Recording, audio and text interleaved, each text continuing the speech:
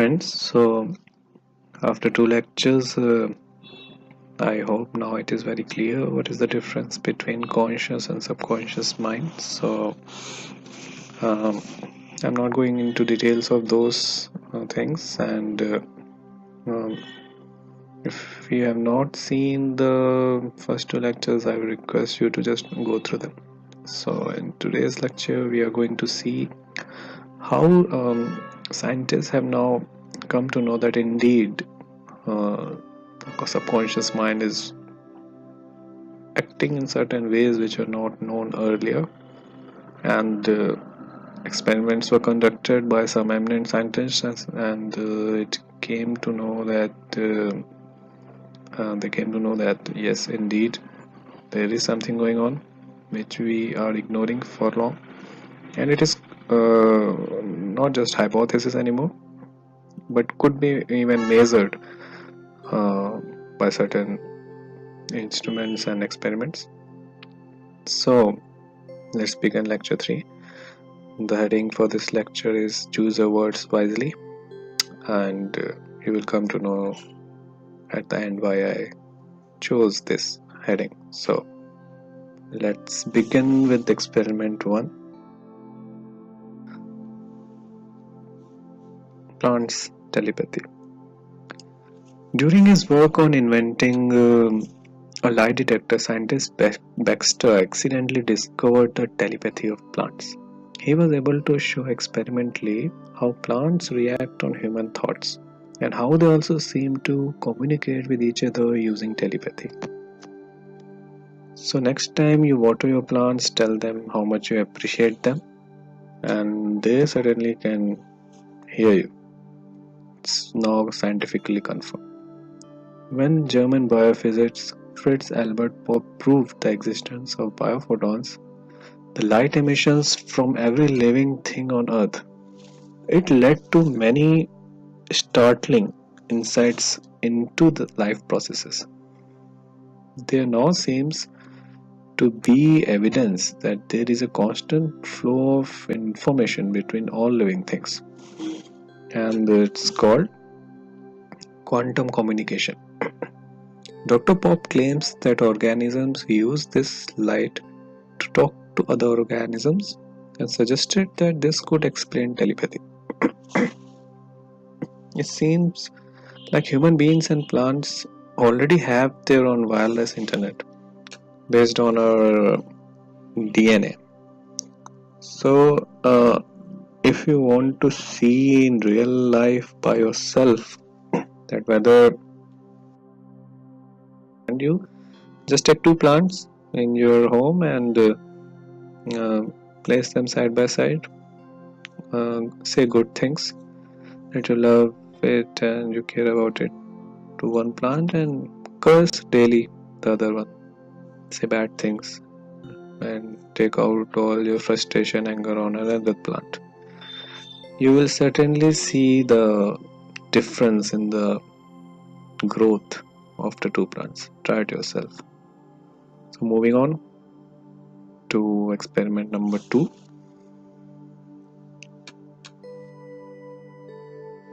A lot of people argue that the quantum world has nothing to do with our real reality, and that you cannot find or use the magical quantum effects in our physical world. Well, this is not correct. Science has not discovered that the nature of thoughts and intentions is of quantum orders. In 1970s, the German physicist Fritz Albert Popp has made the discovery that all living things emit tiny particles of light, a constant stream of light. In science, they are called biophoton emissions. You might already have heard of Kirlian photography, named after its inventor Ignaz St. Kirlian. That can actually take these pictures of light emanating from a body or plants or animals, even material things. Popp's research has concluded that in the idea that these light waves are like an information system, able to carry information through your body almost instantly. He founded the International Institute of Biophysics, which constitutes 15 scientific groups around the globe, including the famous CERN Institute of Switzerland. Later, scientist G. Squartz took pictures of this light when Reiki healers sent a healing intention, and this intention showed as streams of laser like light waves from the hand of the healers. The quality of these biophotons was a super powerful frequency known as superradiance.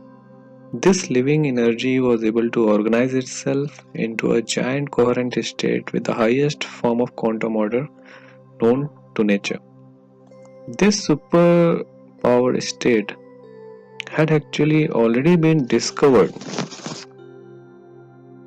some 70 years ago by Einstein and was called Einstein-Bose condensate. Scientists believe that this state only occurred in the subatomic world.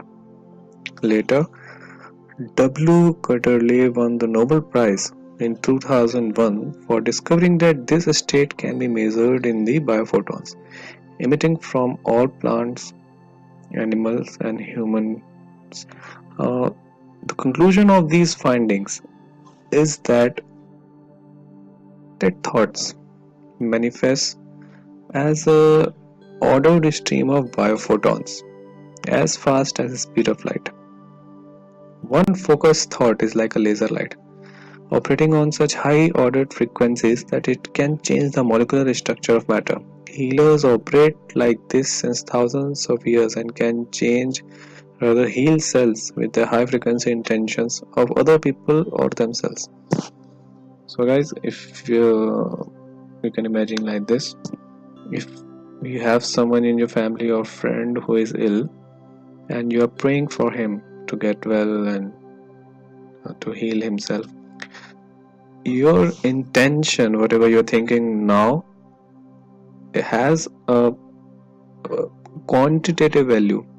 You can measure it, and it certainly has an impact on the body of the person about whom you are thinking, and depending on from person to person, it is seen that the Reiki healers or those who meditate have higher um, energy of such intentions compared to others. So, but it has an impact. So, and this is now scientifically proven. So, just keep in mind. Okay, moving on to next experiment, love study. The experiments of the love study wanted to show the effects your thoughts can have on another person. For that, couples were separated in different rooms, which were isolated by walls of steel. An EEG recorded the brainwaves of both persons. The sender was asked to send a thought with an image to the receiver, and the results showed that it recorded identical brain wave patterns. The receiver's brain acted like he was seeing the same image at the same time. Couples who were meditating regularly showed even better results. The EEGs synchronized immensely when the couples were in a loving relationship, a close sibling, or experienced meditators. So, when one person sends an intention to another person, their brain waves synchronize no matter the distance. That's what is important to keep in mind, that no matter if you are praying for someone, even if he is in front of you or not, doesn't matter. Your thoughts are received by that person. It also showed that training and especially meditation leads to better results. It has been scientifically proven that meditation establishes more coherent brainwaves and more coherent biophoton emissions. Other factors for success of such intention seem to be focus, belief that it works. Remember in my previous lecture I told you about it. Love and compassion for the other. So next time you think of a person or your loved one, Be well aware that the other subconsciously does receive your thoughts. So keep in mind, as I told you, now you can relate a few things like how conscious and subconscious minds are important and how they work. Subconscious space especially is kind of a hidden thing, but it is the most important part of your brain. Okay, so moving on to next experiment. Experiment number 4, placebo effect. Research has also shown that negative thoughts and visualizations can have a negative effect on your body. By thinking negative thoughts, you damage the health of your own cells. It is as if negativity has somehow infectious and takes on a physical form. This is also known as nocebo effect. The result of the negative thoughts. If you have been told by a doctor you will die in 6 months and your mind believes it, you most likely will die in 6 months. Yeah, keep in mind, when I say mind, it means your subconscious mind. If your subconscious mind believes it, you are certainly going to die. The importance here is if your mind believes this. The belief emerges from collective affirmations within your mind. To put it more simple, you think a thing over and over again. Studies have shown that people with negative thought patterns like anger, fear, guilt, no self-worth heal much slower from an injury than positive thinking people. Scientific evidence also suggests that human thoughts regularly manipulate the chemical nature of our body. Recently, doctors have been able to prove that of all biological reasons behind the spread of sickness and diseases, 75% of them, remember, 75% of them originate in the mind. Which means that out of 100 sick people, 75 of them must have fallen sick due to a negative thought process. Quite impressive figure. Out of 100 sick people around you, 75 are sick due to their own negative thoughts. For example, depression is a direct result of alterations in DNA cells caused by the constant flow of negative thoughts. Consequently, high levels of depression result in mental conditions such as Alzheimer's disease and asthma. Therefore, stress-related disorders are initiated by an event in the brain. So this proves positive thinking is highly important for your health and well-being. Okay, moving to a more practical example which you can try at home also, because it is conducted by many scientists. Simple. Place 1 cup of cooked rice into 2 separate containers. Place a lid on each. Mark one container with positive phrase like thank you rice, and the other container with negative phrase like stupid rice. Place them in your kitchen at some distance. Once or more every day, say aloud to the rice container the phrase written on it. Okay, it sounds weird, but try it. Every time go to the kitchen and say thank you rice to the one which has thank you rice written on it, and stupid rice to the one which has stupid rice written on it. Try to say it from place of gratitude, like thank you, and a place of anger and frustration when you say stupid. So after 20 days or so, results. You can see that the rice on the left side is what was I wrote thank you rice. It is not that bad still after 20 days.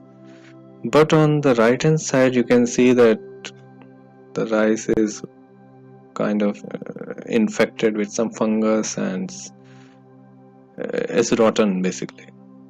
So you can try it yourself if you have any at your home. So what does this mean? The words we say have a powerful effect on everything around us, whether it is rice or a human being. Your words have a profound impact on others and yourself. Positive words with good intentions behind them nurture and encourage growth. Negative words with negative emotions literally rot and destroy you as well as your surroundings. If you habitually think great things of yourself, of others, and of world around you, then you add to the greatness and nurture the world around. If you habitually complain, criticize, and find the bad in others and in most things, then you are rotting the rice. Change your thoughts, and the world will change around you. You will definitely observe it. So, how do your thoughts about your body affect your appearance, health, energy, and what actions you take? If you wish to achieve your all-time best body, it begins by feeding your body positive thoughts. Like, I am a warrior, I am strong, my body is amazing, I love my body, I love life, I am awesome, I am unstoppable. So, always say good things to you, yourself, your body, your health, and you will definitely see the changes occur in your body. Don't rot your eyes. Okay, so this is experiment number 5 and 6. This is a very famous experiment, the water experiment. So Mr. Masaru Emoto, you must have heard about this scientist, if not, can do some googling. So Mr. Masaru Emoto has done hundreds of experiments testing the effect of thoughts and emotions have on water molecules. He proved that indeed the water structure is affected by positive and negative thoughts. His photographs of the changed water structure by even a single word of positive intent like love and negative intent like disgust have shown that they have impact on the water molecules. I have taken some of the photographs from his experiment, and you can see them. Mr. Emoto has been able to prove a connection between a positive attitude and the outer reality through experiments on water molecules. And it is quite remarkable to observe water crystals transform their essence according to the nature of the situation. Like this is a photograph of water taken from same place.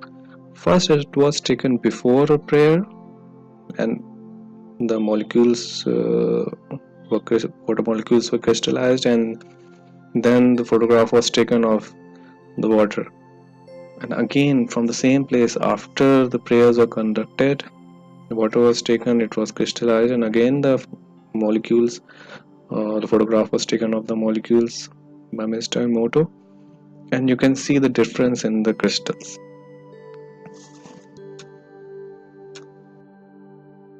Can say some negative words were said. This is some separate place. It's water. First it was said fool, and then the photographs were taken, and then thank you, and you can see how beautiful the crystal has come out after thank you was said to the same water. Evil and love. You can see the difference in the crystals. Disgust and eternal. So if a single word can have such an impact on the water crystals, I gave it another term. It's we can discuss it later. It's called water consciousness. Like water also feels, and it has its own consciousness, and therefore the way you talk to it it transforms itself. Now think about this. If a single word is having such an impact, it is changing the molecular structures of the water when it freezes. Our body, human body, constitutes 70% of water. Therefore, it has now been scientifically established that we also are affected by our environment. Mr. Moto has done a similar experiment on rice also, like I told you earlier, and you can see the results. So, guys, with this, I come to the end of this lecture. I hope now you are definitely will start believing, at least to some extent, how important it is to choose your words while you're talking to anyone. It impacts to you, your surroundings, your loved ones, everyone. And the power it has is immense, but it also depends on how much you have faith in these things, how much focused you are, how much balanced you are. So, with this, I'm going to wrap up this lecture. And again, choose your words wisely. Thank you.